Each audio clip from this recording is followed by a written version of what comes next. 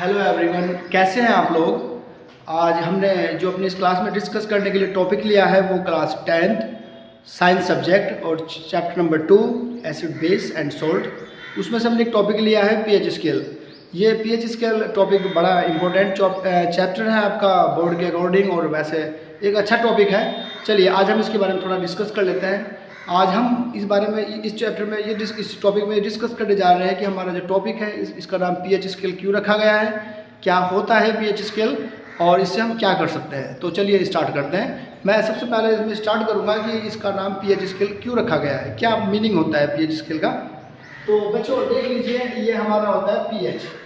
इसमें P for पोटेंज होता है। पोटेंज मीन्स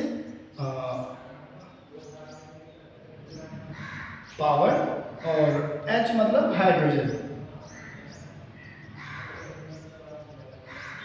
ये होता है बच्चों कि P से पोटेंज बनता है, और पोटेंज जो है वो जर्मन लैंग्वेज का वर्ड है और जिसका हमारे जर्नल इंग्लिश के अंदर इसका मीनिंग होता है पावर, और H फॉर हाइड्रोजन होता है। तो अब हम इसके नाम से ये थोड़ा आइडिया लगा सकते हैं कि क्या होता है पीएच स्केल, यानी कि पावर ऑफ हाइड्रोजन। तो इसमें हम देख लेते हैं क्या होता है पावर ऑफ हाइड्रोजन।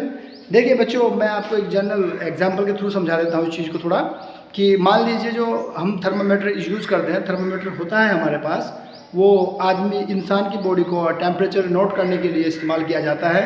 वैसे ही ये एक हमारा ये पीएच स्केल है, जिसके अंदर आपने देखा है 0 से लेके 14 तक के नंबर मार्क किए गए हुए हैं। और जब हम इसको किसी सॉल्यूशन के अंदर डुबोते हैं तो इसमें अलग अलग रीडिंग आ सकती है।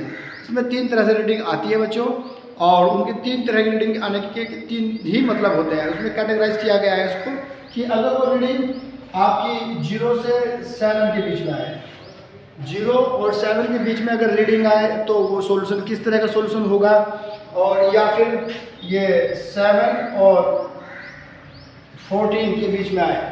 इसमें ये ध्यान रखना है कि मैंने 7 लिखा हुआ है, वो 7 से कम होगी। ये यहाँ लिखा हुआ है 0 से 7, खुद 7 नहीं है इसमें, 7 से कम, लेस देन 7। अगर आपके पीएच स्केल की जो रीडिंग है वो 0 या 0 से ज़्यादा हो बट 7 से कम हो, तो एक कंडीशन वहाँ पे बनती है। दूसरी कंडीशन है कि 7 से 14 के बीच में, लेकिन इसमें सिर्फ हमको ये देखना है कि 7 नहीं है, 7 से थोड़ा 7 से ज़्यादा, और 14 से कम भी हो सकती है। और फिर एक रीडिंग आती है एग्जैक्टली 7। अगर उसमें हमारी जो रीडिंग है पीएच स्केल की, वो अगर हम पीएच स्केल को किसी सॉल्यूशन के अंदर डुबोएं, तो डुबोने के बाद है वो हमारा उसके अंदर रीडिंग आएगी। अगर वो रीडिंग 0 से 7 से 0 और 7 के बीच में आए तो वो एसिडिक सॉल्यूशन कहा जाएगा। ये हमारा एसिडिक सॉल्यूशन कहा जाएगा, और ये आए तो उसको बेस कहा जाएगा।